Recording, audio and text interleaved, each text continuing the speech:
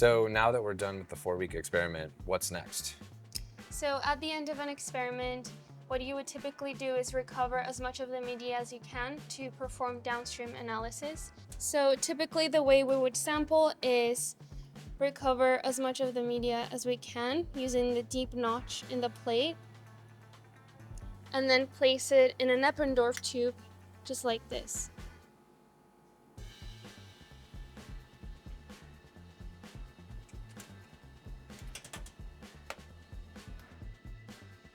As you can see, there's a large volume of media we can recover, and this can be frozen down and stored if you were to do your analysis at a later time point. Okay, let me give it a shot.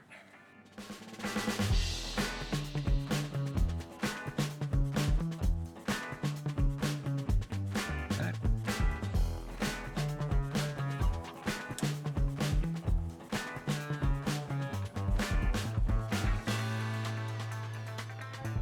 It's easier than you think.